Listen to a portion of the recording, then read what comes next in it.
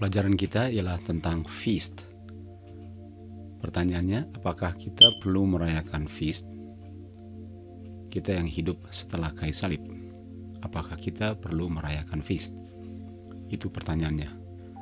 Untuk menjawab pertanyaan itu, kita ke 1 Korintus 5 ayat 8. Di sini dikatakan, "Therefore, let us keep the feast." Oleh sebab itu, mari kita pelihara feast. Jadi, Rasul Paulus katakan bahwa setelah kayu salib, kita perlu merayakan atau memelihara feast. Dan therefore, itu artinya oleh sebab itu. Oleh sebab itu, artinya ada sebabnya kenapa kita dikatakan di ayat 8 memelihara feast.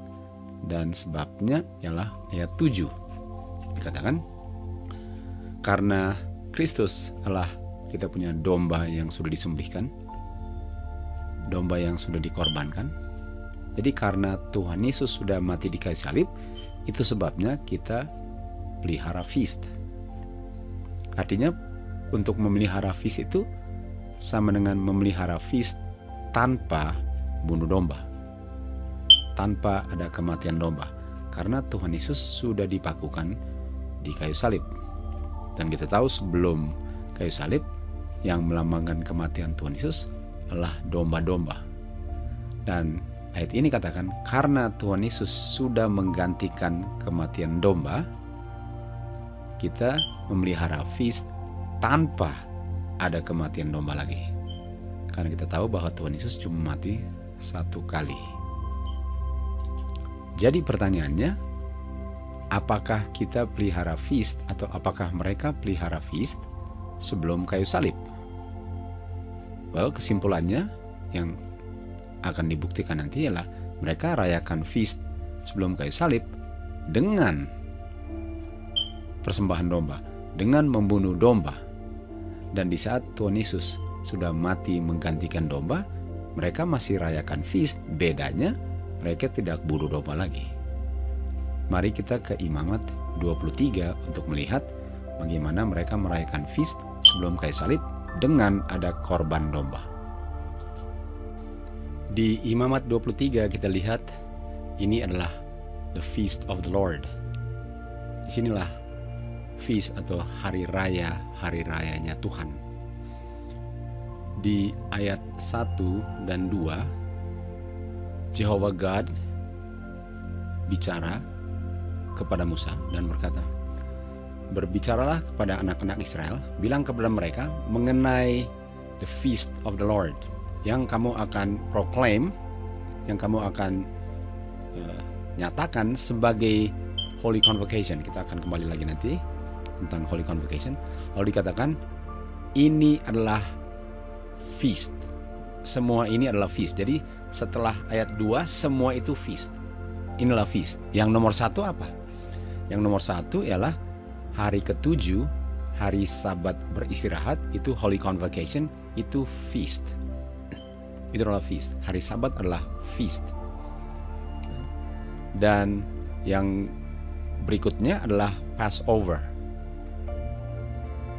Lalu dikatakan, inilah feast-nya Tuhan yang ada Holy Convocation yang kamu akan proclaim pada musim-musimnya. Hari ke-14 bulan pertama itu adalah Tuhan punya Passover. Dan hari ke-15 bulan yang sama, Feast of Unleavened Bread atau roti tak beragi, dan akan dirayakan 7 hari. Hari pertamanya Holy Convocation, hari terakhirnya Holy Convocation. Lalu berikutnya adalah Feast of First Fruit. Feast of First Fruit inilah besok harinya atau waktu Tuhan Yesus bangkit, kan? Waktu Tuhan Yesus bangkit. Dan kita tahu Tuhan Yesus bangkitnya hari Minggu. Artinya tanggal 16 kamu akan kumpul gandum dan mengikatnya dan melambaikannya. Ini feast first fruit namanya, buah sulung. Melambangkan Tuhan Yesus bangkit, kan? Dan di sini dikatakan di ayat 12, kamu juga akan melambaikannya. Waktu kamu melambaikannya, ada domba jantan tanpa cacat sebagai korban bakaran. Jadi ini dombanya, ada domba yang, jadi dengan feast ini ada dombanya kan. Dan dengan dombanya ayat 13 dia bilang apa? Ada meat offering. Ada makanan, persembahan makanan. Dan selain itu ada drink offering. Anggur kan. Jadi selain domba, korban, ada meat dengan ada drink. Ayat 14, kamu akan makan roti. Itu roti kan? Roti itu dia punya meat. Jadi selain meat and drink, ada domba. Ini sebelum kayu salib tentu saja.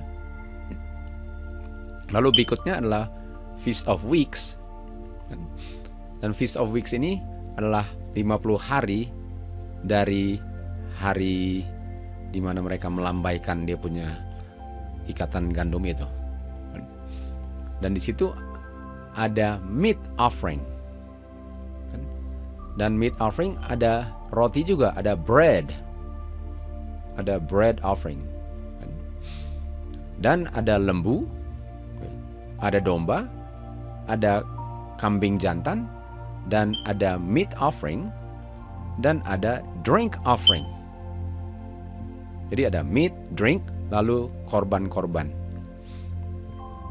Korban tumpah darah kan. Lalu yang berikutnya, dan itu adalah Holy Convocation. Berikutnya adalah Feast of Trumpet. Bulan ke-7 hari pertama, bunyikan trompet, itu Holy Convocation. Lalu berikutnya hari ke-10 bulan ke-7, itu namanya Day of Atonement, itu Holy Convocation. Dan itu ada hari sabatnya. Tentu saja hari sabat hari ke-7 itu adalah tahun pertama. Lalu kembali lagi hari ke-7-nya tahun atau mulai siklus tahun pertama lagi kan. Lalu berikutnya yang terakhir adalah Feast of Tabernacle. Itu Holy Convocation hari pertama, dan hari terakhir hari ke-8 Holy Convocation. Lalu dikatakan di ayat 37, ini adalah feast-nya Tuhan. Inilah feast-nya Jehovah God yang kamu akan rayakan sebagai Holy Convocation. Dan ayat 41 dibilang, kamu perlu pelihara ini feast sebagai statute selama-lamanya dalam generasi kamu. Kamu akan pelihara ini sebagai statute. Lalu ditutup di ayat 44, Musa mengatakan kepada anak-anak Israel, inilah feast daripada Jehovah God. Jadi kita bisa lihat sebelum kayu salib di Imamat 23 ayat 1 sampai 44, mereka merayakan feast dan mereka makan meat, itu roti, dan minum drink, yaitu anggur, dan korbankan domba. Yang kita sudah lihat tadi bahwa setelah kayu salib mereka masih rayakan feast, tapi nggak ada dombanya karena dombanya sudah digantikan dengan Tuhan Yesus. Jadi semua ini meat and drink ini masih jalan terus, itu nggak dipakukan di kayu salib. Karena kita sudah tahu bahwa yang dipakukan Tuhan di kayu salib adalah kematian. Kematian yang dipakukan di kayu salib. Oleh sebab itu, Rasul Paulus bilang, let us keep the feast. Kenapa? Mari kita terus lanjutkan feast ini tanpa korban-korban domba. Atau dia bilang, mari kita tetap lakukan lambang kehidupan karena lambang kematian sudah digenapi. Okay? Mari kita lihat sekarang apa yang ditiadakan di kayu salib di saat Tuhan Yesus mati di kayu salib. Waktu domba-domba yang dipersembahkan sebelum kayu salib dipersembahkan, itu melambangkan Tuhan Yesus yang satu kali kelak akan mempersembahkan dirinya untuk membayar upah dosa, yaitu maut. Jadi kematian Tuhan Yesus itu membayar upah dosa. Dan selama ini atau selama sebelum kayu salib itu disimbolkan atau diilustrasikan dengan kematian domba-domba. Dan setelah Tuhan Yesus mati di kayu salib, domba-domba tidak dipersembahkan lagi karena Tuhan Yesus sudah mati. Di Yohanes 1 ayat 29 dikatakan bahwa Tuhan Yesus, waktu Yohanes menunjuk kepada Tuhan Yesus, dia bilang, lihatlah domba Bapa yang mengambil atau menyingkirkan dosa-dosa dunia. Jadi di saat Tuhan Yesus mati, yang disingkirkan adalah dosa, sesuai dengan Yohanes 1 ayat 29. Sesuai dengan Roma 6 ayat 23, dosa yang disingkirkan oleh Tuhan Yesus di kayu salib adalah upah daripada dosa itu adalah kematian. Jadi kalau dosa yang diambil, artinya Tuhan Yesuslah yang menerima dosa itu. Sekarang Tuhan Yesuslah yang harus mati. Jadi di kayu salib Tuhan Yesus memikul semua dosa dunia dan dia mati di kayu salib. Dan karena Tuhan Yesus yang sedang memikul dosa dunia di kayu salib, dan waktu Tuhan Yesus dipakukan di kayu salib, dosa dipakukan dan kematian juga dipakukan di kayu salib. Kita baca di Yesaya 44 ayat 22. Di sini dikatakan, I have blotted out thy transgressions and thy sins. Jadi telah dihapus, di blotted out itu ditiadakan. Jadi yang di kayu salib, yang di blotted out adalah dosa-dosa pelanggaran-pelanggaran manusia. Sebagaimana di Yohanes 1 ayat 29 dikatakan bahwa Tuhan Yesus mengambil dosa-dosa dan blotted out, dia punya dosa-dosa dan pelanggaran. Waktu dia dipakukan di kayu salib, kematian juga dipakukan di kayu salib. Karena yang mati di kayu salib adalah Tuhan Yesus. Dan Tuhan Yesus itu mati sebagai upah dosa yang dia ambil atau dia pikul dari seluruh dunia punya dosa. Jadi yang dipakukan di kayu salib, yang disingkirkan, yang di taken away, dan yang di blotted out adalah dosa dan kematian. Kita lihat di 2 Timotius 1 ayat 10, di sini dikatakan juru selamat kita Yesus Kristus yang telah abolish death, meniadakan death. Jadi death itu ditiadakan sama dengan Roma 6 ayat 23. Upah dosa itu adalah maut, dan maut itulah yang ditiadakan. Yesaya 44 ayat 22 tadi katakan bahwa dosa itu yang ditiadakan. Yohanes 1 ayat 29 katakan bahwa dosa itu yang diambil Tuhan Yesus, di take away, disingkirkan. Jadi apa sih yang ditiadakan waktu Tuhan Yesus mati di kayu salib? Kita sudah bisa lihat kematian, pelanggaran-pelanggaran, dosa-dosa itu di-abolish, itu di-take away, dan itu semua dipakukan di kayu salib. Dan kalau kita lihat di sini di 2 Timotius 2 ayat 10 dikatakan dengan kematian dan dosa-dosa ditiadakan, disingkirkan, dipakukan di kayu salib. Sekarang dia berikan kehidupan dan immortality. Kan?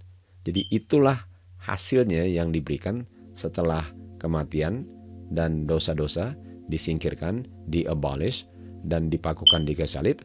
Sekarang dia berikan life, kehidupan kekal bagi yang mau menerima akan kematiannya. Kita baca di Roma 6 ayat 23 juga dikatakan setelah Tuhan Yesus mengambil dosa-dosa dunia dan menyingkirkannya dan memakukannya di kayu salib dan abolish death, dan memakukan death di kayu salib. Kehidupan yang diberikan oleh Bapa adalah kehidupan kekal. Jadi kehidupan itu diberikan karena ada kematian. Jadi bukan kehidupan yang dipakukan, melainkan kehidupan itu diberikan hasil kematian. Dan yang dipakukan adalah kematian dan dosa. Dan orang yang menerima kematian Tuhan Yesus sebagai pengganti kematiannya, sekarang dia diberikan kehidupan kekal kalau dia mau terima Tuhan Yesus.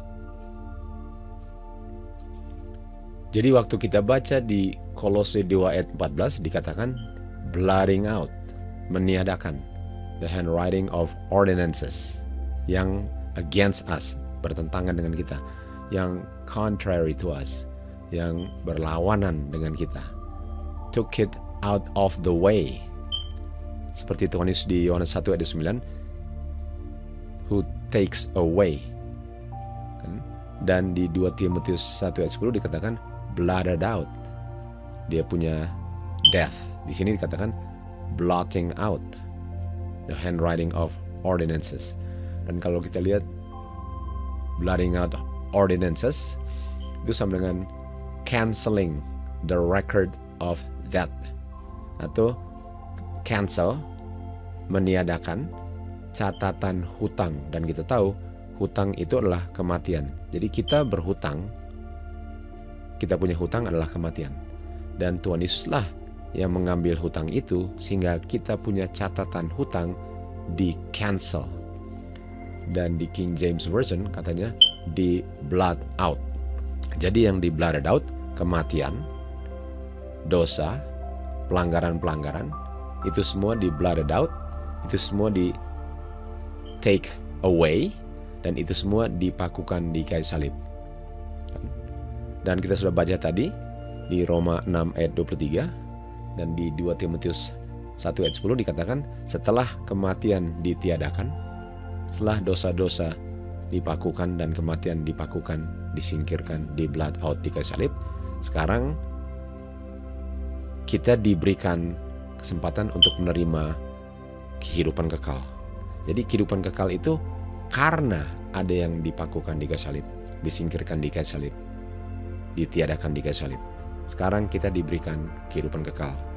Dan kehidupan kekal itu nggak bisa dipakukan di kayu salib kalau yang dipakukan itu adalah kematian dan dosa-dosa. Tetapi kehidupan itu hasil dari ada yang dipakukan di kayu salib, sehingga setelah itu kita diberikan kehidupan kekal kalau kita mau terima. Jadi kehidupan kekal ini kita bisa lihat dalam bentuk apa dia, dalam bentuk apa kehidupan kekal ini ya. Jadi di Kolose 2 ayat 14 setelah dikatakan apa yang di blotted out, apa yang di take away, apa yang dipakukan di kayu salib, dan kita tahu itu adalah kematian dan dosa. Setelah itu terjadi, setelah Tuhan Yesus mati di kayu salib, setelah Tuhan Yesus menggantikan domba-domba yang selama ini disembelih sebelum kematian Tuhan Yesus, sehingga di kayu salib domba sudah digantikan dengan Tuhan Yesus. Dan setelah Tuhan Yesus mati di kayu salib, Rasul Paulus bilang, mari kita keep the feast, bedanya tanpa domba-domba sebagai korban-korban lagi. Sekarang diberikanlah kehidupan. Diberikan kehidupan sama dengan di Roma 6 ayat 23 dan 2 Timotius 1 ayat 10. Kehidupan yang diberikan itu seperti apa? Kita lihat di Kolose 2 ayat 16. Di sini dikatakan, oleh sebab itu, janganlah orang menghakimi kamu dalam hal meat dengan drink. Kita tahu di imamat tadi kita baca bahwa meat and drink itu adalah yang dilakukan pada feast, okay? Di saat feast dengan domba-domba, lembu dan kambing kan sebagai korban. Dan kita tahu itu binatang-binatang tidak dikorbankan lagi karena sudah digantikan dengan domba Tuhan Yesus, yaitu Tuhan Yesus lah. Sehingga dia punya korban-korban tidak dipersembahkan lagi, sementara feast masih berjalan terus karena feast ini ada hubungan dengan kehidupan, meat dengan drink. Okay. Meat dengan drink itu adalah kehidupan. Meat harus dimakan dan drink harus diminum. Itu adalah kehidupan. Jadi kalau kita baca lagi Kolose 2 ayat 14 dan 16, karena dosa dan kematian sudah dipakukan di kayu salib, sudah disingkirkan, sudah di blotted out. Oleh sebab itu, mari kita keep the feast dengan makan dan minum tanpa korban-korban domba lagi. Dan itu sama bahasanya dengan Rasul Paulus waktu dia tulis di 1 Korintus 5 ayat 7 dan ayat 8. Di sini Rasul Paulus katakan, oleh sebab Tuhan Yesus sudah dipakukan di salib, oleh sebab Tuhan Yesus sudah mengambil dosa, sudah blotted out dia punya dosa dan kematian, dan Tuhan Yesus sudah abolish dia punya death, dan domba-domba tidak perlu dipersembahkan lagi, sementara keep the feast, karena Tuhan Yesus sudah menggantikan domba-domba itu. Ayat 8 dia bilang, oleh sebab itu let us keep the feast. Oleh sebab itu mari kita pelihara atau merayakan feast sesuai dengan Kolose 2 ayat 16, dengan makan meat, dengan minum drink. Itulah paralel daripada 1 Korintus 5 ayat 7 dan 8 dengan Kolose 2 ayat 14 dan ayat 16. Kita kembali lagi ke Imamat 23 di ayat 18, 19 dan 20. Kita lihat di sini bahwa waktu mereka keep the feast, mereka lakukan itu dengan bread. Kita lihat ada bread kan di ayat 18. Dan dengan domba dan dengan lembu, juga korban kambing jantan. Dan di ayat yang sama dia bilang, dan mereka juga mempersembahkan meat offering dengan drink offering. Kita tahu semua itu binatang-binatang tidak dipersembahkan lagi setelah Tuhan Yesus mati di kayu salib, tapi meat dengan offeringnya masih dilakukan karena itu lambang kehidupan. Sementara domba-domba, lembu, dan kambing jantan ini semua lambang kematian yang dipakukan, yang disingkirkan, yang di-blotted out, yang di-abolish di kayu salib. Tetapi meat and drink masih dilakukan sesuai dengan Kolose 2 ayat 16. Jadi mari kita lihat apa itu yang dipakukan, disingkirkan, dan di-blotted out, di-abolish di kayu salib, yang adalah kematian. Di 2 Timotius 1 ayat 10 kita bisa lihat bahwa kematianlah yang di-blotted out atau yang di-abolish. Jadi kematian itu di-abolish di kayu salib.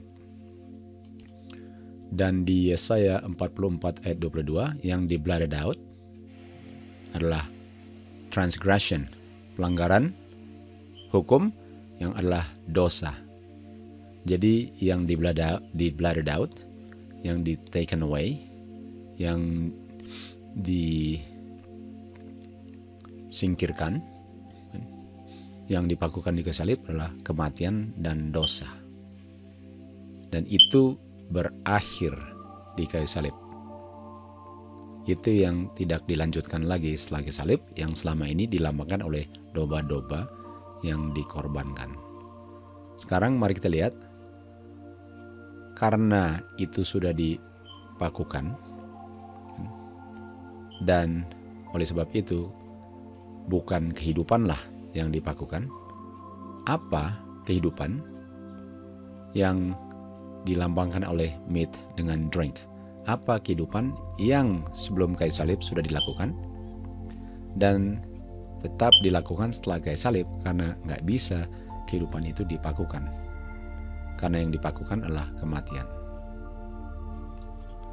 Kehidupan yang diberikan atau kehidupan yang dilakukan dalam feast adalah meat dengan drink di Kolose 2 ayat 16. Mari kita lihat, meat and drink itu adalah kehidupan yang tidak dipakukan, yang tetap setelah kayu salib dilakukan. Dan itulah sebabnya Rasul Paulus bilang, oleh sebab yang sudah dipakukan adalah kematian, let us keep the feast, yang lambang daripada kehidupan kekal. Di Matius 26 ayat 26 dan di 27 Kita lihat di sini bahwa Tuhan Yesus, sementara mereka makan, Tuhan Yesus dengan murid-murid makan, ini untuk perjamuan, dia ambil roti dan dia membelah roti itu dan memberikan kepada murid-muridnya, dan dia bilang, ambil, makan, roti ini adalah tubuhku. Kita tahu roti itu bukan tubuh Tuhan Yesus, tapi roti itu lambang daripada tubuh Tuhan Yesus. Jadi kita lihat bahwa ini Tuhan Yesus tetapkan untuk dilakukan setelah kayu salib, kan? Setelah kayu salib, inilah yang mereka akan lakukan, yaitu yang mereka sudah lakukan sebelum kayu salib. Seperti di Imamat 23 kita lihat bahwa mereka sudah meat and drink. Sekarang Tuhan Yesus bikin institution daripada Lord Supper, di mana dia bilang, inilah rotiku, makan, ini adalah tubuhku. Lalu dia ambil dia punya cawan dan dia mengucap syukur dan dia bilang, minumlah, karena inilah darahku. Kita tahu yang diminum bukan darahnya, yang diminum adalah anggur yang melambangkan darah, dan roti yang dimakan itu melambangkan dia punya tubuh. Dan kita tahu ini adalah yang melambangkan kehidupan yang masih dilakukan setelah kayu salib di Kolose 2 ayat 16, meat dengan drink. Di Yohanes 6 ayat 48, Tuhan Yesus bilang, akulah roti hidup itu. Tadi kita lihat di Matius 26 dikatakan, ambillah roti ini, inilah tubuhku. Dan ini buktinya bahwa roti ini adalah kehidupan, karena Tuhan Yesus bilang, akulah roti hidup itu. Dan di ayat 51, akulah roti hidup yang turun dari surga. Barang siapa makan roti ini, dia akan hidup selama-lamanya.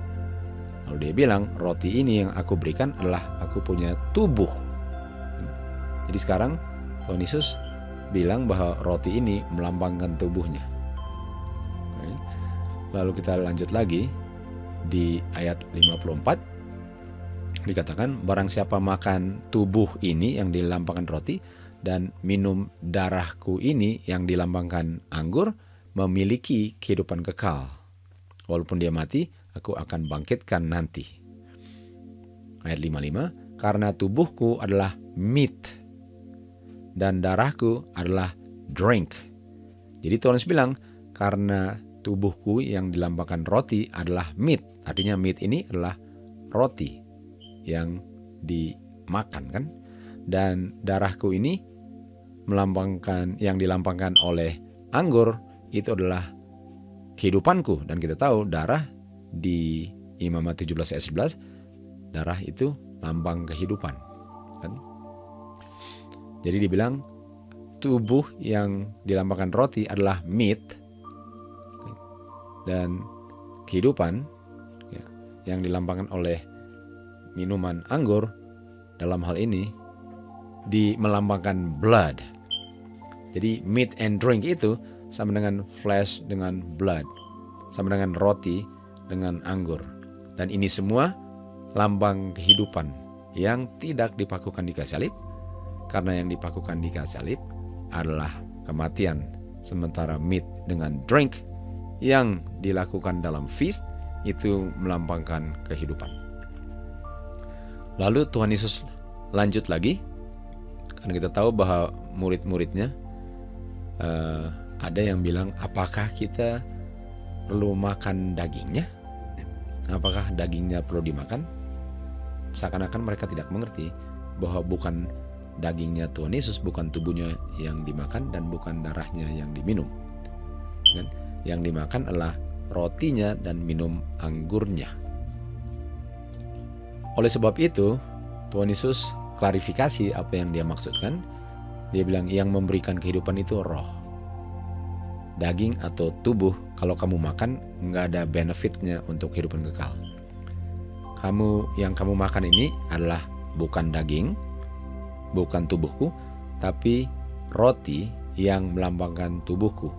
Dan roti itu walaupun tidak memberikan kehidupan, kamu perlu makan, karena dengan makan itu artinya kamu percaya bahwa yang menghidupkan kamu, yang dilambangkan roti, adalah roh dan kehidupan, spirit, firman Tuhan. Jadi dikatakan bahwa roti itu yang melambangkan tubuh, yang sebenarnya melambangkan firman Tuhan. Dan firman Tuhan itulah spirit, roh, dan life, kehidupan. Artinya setelah kayu salib masih harus lakukan sebagaimana sebelum kayu salib harus lakukan. Setelah kayu salib pun masih tetap dilakukan. Bedanya nggak ada unsur kematiannya yang sudah dipakukan di kayu salib. Yang perlu dilakukanlah meat dengan drink, yang melambangkan tubuh Tuhan Yesus, yang melambangkan firman Tuhan, roh Tuhan, kehidupan Tuhan. Dan kalau makan itu, itulah kehidupan kekal. Dan itulah kehidupan kekal. Dan di ayat 66 atau Yohanes 6:6, banyak murid-murid waktu itu, waktu mereka mendengar itu, mereka berpaling dari Tuhan Yesus dan tidak pernah berjalan dengan Tuhan Yesus lagi. Karena mereka nampaknya nggak bisa terima ini. Nggak bisa terima bahwa kita tetap harus makan ya. Kita tetap harus makan. Untuk makan dia punya meat and drink, bukan makan tubuhnya Tuhan Yesus, tapi makan firman-Nya yang dilambangkan oleh roti dan anggur. Dan itulah yang memberikan kehidupan. Dan itu pun dilakukan sebelum kayu salib. Setelah kayu salib, bedanya nggak ada lagi kematian setelah kayu salib. Itu sebabnya Rasul Paulus bilang, karena tidak lagi perlu untuk kita korbankan domba-domba. Di Kolose 2 ayat 14 dia bilang, oleh sebab itu mari kita keep the feast tanpa korban domba-domba lagi.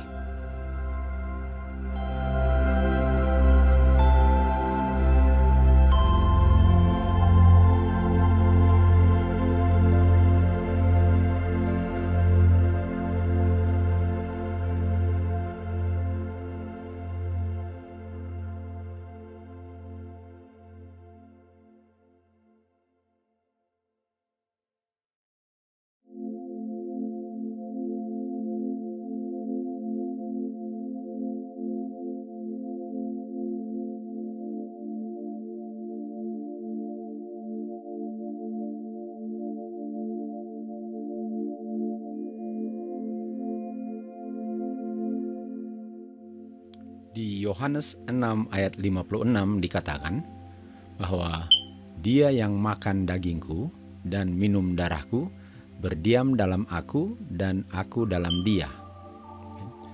Artinya untuk dia berdiam dalam aku atau untuk rohnya, kehidupannya berdiam dalam aku